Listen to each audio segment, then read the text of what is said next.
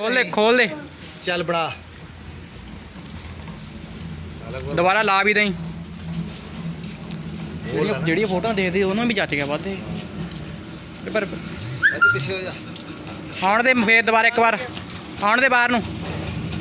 ਮੇਰੀ ਵੀਡੀਓ ਤਾਂ ਨਹੀਂ ਬਣੀ ਕੋਈ ਨਾ